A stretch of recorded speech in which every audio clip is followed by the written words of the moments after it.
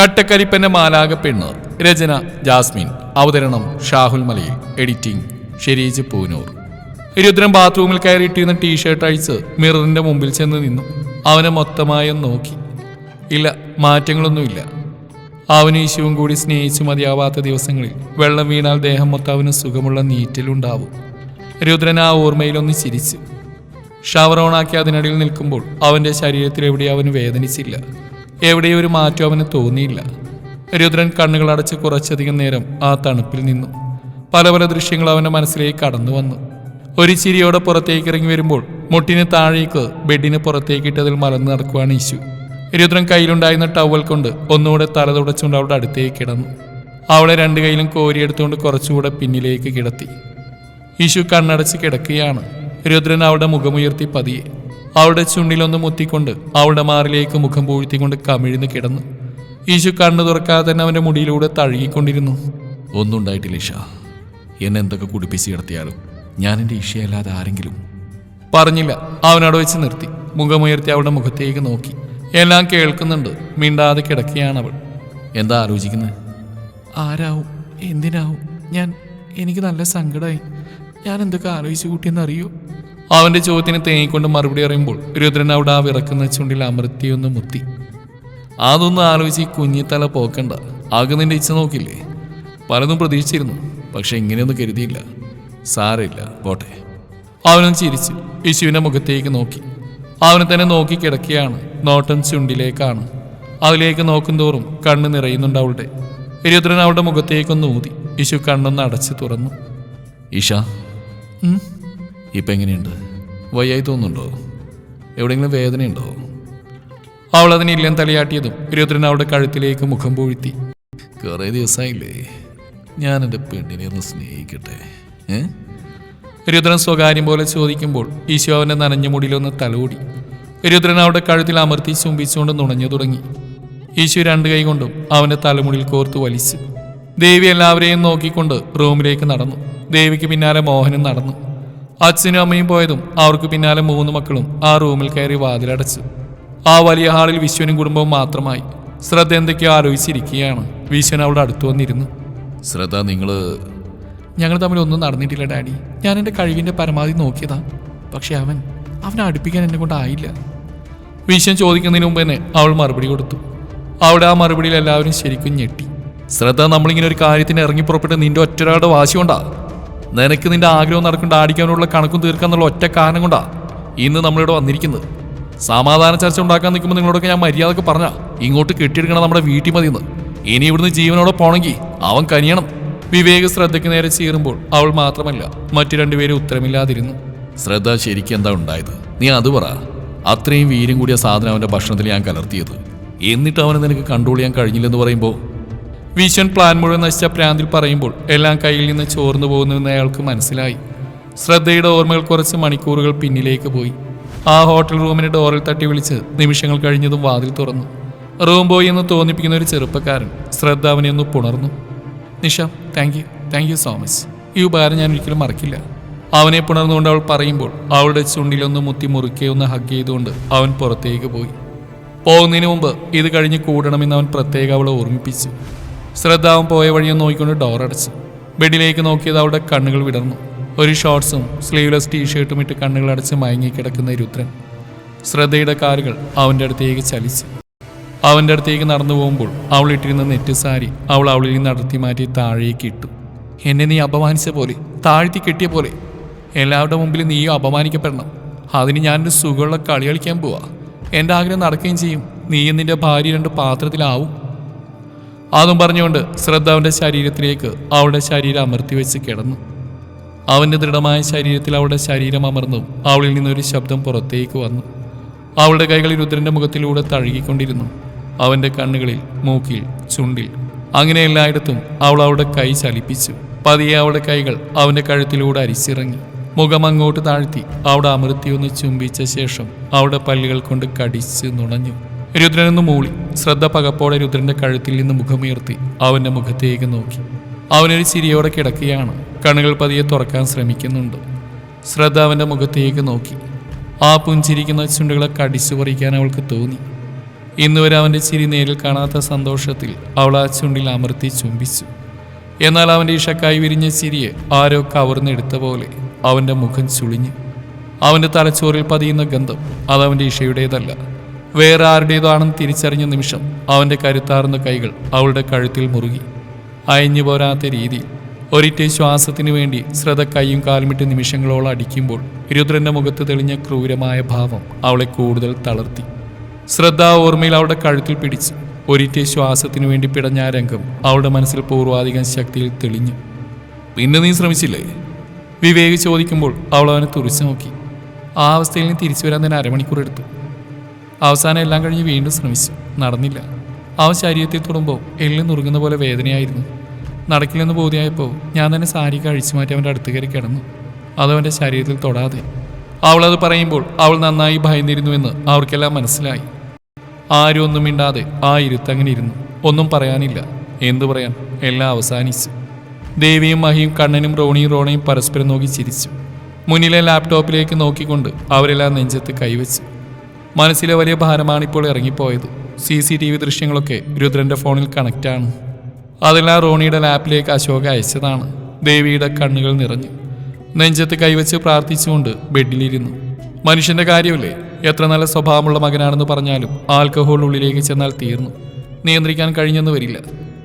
മനസ്സിൽ അവനോടുള്ള ബഹുമാനമാണോ സ്നേഹമാണോ നിറഞ്ഞ് കവിയുന്നതെന്ന് അറിയുന്നില്ല.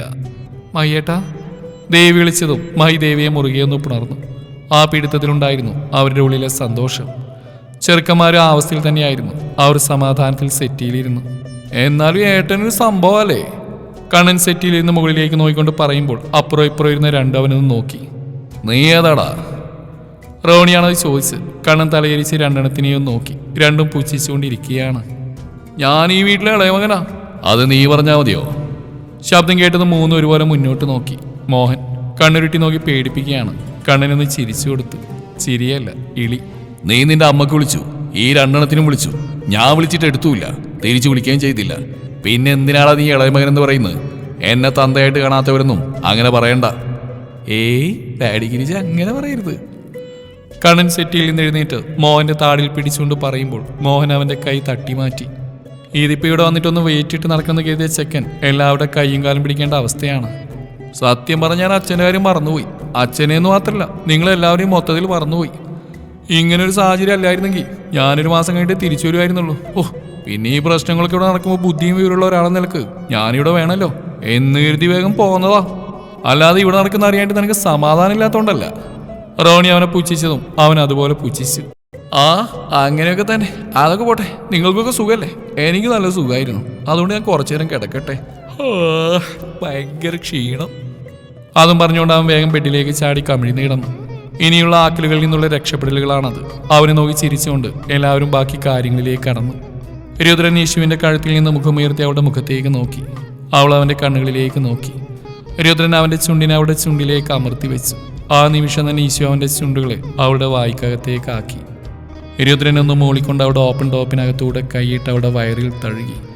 കുറച്ച് നിമിഷങ്ങൾക്ക് ശേഷം ഈശോ അവന്റെ ചുണ്ടിനെ വിട്ടതും അവൻ അവളിൽ നിന്ന് ഉയർന്നു വന്ന് അവളുടെ ടോപ്പിനെ മാറ്റി അവളുടെ വയറിൽ അവന്റെ കവിൾ അമർത്തി വെച്ച് അവളെ ചുറ്റി പിടിച്ചുകൊണ്ട് കിടന്നു.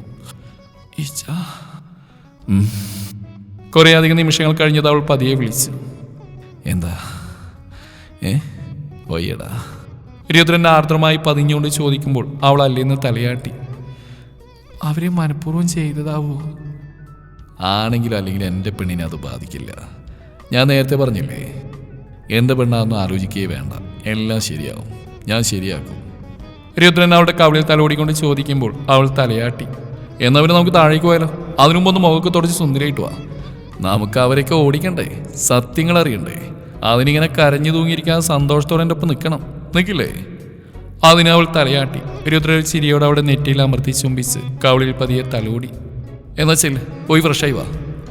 രുദ്രൻ പറഞ്ഞു. അവൾ പതിയെ ബെഡിൽ നിന്നിറങ്ങി ബാത്റൂമിൽ കയറി. രുദ്രൻ ആ സമയം ബാൽക്കണി ഡോർ തുറന്ന് പുറത്തേക്ക് ഇറങ്ങി. കണ്ണുകളടച്ച് കുറച്ചു നേരം ആ ഇരുട്ടിൽ അങ്ങനെ നിന്നു. നാളെ പുലരുന്നതിന് മുമ്പ് ഇതിനൊരു തീരുമാനമുണ്ടാക്കണമെന്ന് അവൻ ഉറപ്പുവരുത്തി. കണ്ണുകൾ തുറന്ന് ചുറ്റുമൊന്ന് നോക്കി. അവൻ്റെ ബ്ലാക്ക് ഗാർഡ്സ് മൊത്തം മാൻഷന് ചുറ്റുമുണ്ട്. അശോക് എന്തൊക്കെ അവരോട് പറഞ്ഞു കൊടുക്കുന്നുണ്ട്. രുദ്രൻ അതെല്ലാം ഒന്നുകൂടെ നോക്കി അകത്തേക്ക് വന്നു. ഈശു ബാത്റൂമിൽ നിന്നിറങ്ങി മുഖം തുടച്ച് ടവൽ അവിടെ ഇട്ട് അവൻ്റെ അടുത്തേക്ക് നടന്നു. രുദ്രൻ ഒരു ടീഷർട്ട് ഇട്ട് അവളെ ചേർത്ത് പിടിച്ച് താഴേക്ക് നടന്നു. അവളുടെ വരവും പ്രതീക്ഷിച്ച് കാത്തിരുന്നവരുടെ കണ്ണുകളിലെ അവനെ നിറം കണ്ടതും ഭയം വന്ന് നിറഞ്ഞു തുടങ്ങി. ഇനി എന്ത് എന്ന ചിന്ത അവരെ വരിഞ്ഞു മുറുക്കി. രുദ്രന്റെ ചുണ്ടിലൊരു ചിരിയുണ്ട്. ആ ചിരിയോടുകൂടി തന്നെയാണ് അവൻ താഴേക്ക് ഇറങ്ങി വന്നത്. എന്നാൽ ആ ചിരി കണ്ട എല്ലാവരും പരസ്പരം നോക്കി. അവരുടെ മുഖത്തെല്ലാം ആലോചിച്ചുകൊണ്ട് ഭയം നിറഞ്ഞു. ഇനി എന്ത്? അതാണ് ചിന്തിച്ച് രുദ്രൻ യേശുവിനെ ചേർത്ത് പിടിച്ചുകൊണ്ട് അവർക്കടുത്തേക്ക് വന്നു. യേശുവിന്റെ കണ്ണുകൾ ശ്രദ്ധയുടെ മുഖത്തായിരുന്നു. ശ്രദ്ധ തലതാഴ്ത്തി അവരെ നോക്കാതെ നിൽക്കുകയാണ്. യേശുവിന് അവിടെ മുഖത്തുനിന്ന് കണ്ണുകൾ മാറ്റാൻ തോന്നിയില്ല. എന്തോ ഓർത്തെന്ന പോലെ അവിടെ കണ്ണുകളൊന്ന് നിറഞ്ഞ കണ്ണുകൾ തടഞ്ഞു നിർത്തിയ ശേഷം അവൾ രുദ്രന്റെ മുഖത്തേക്ക് നോക്കി.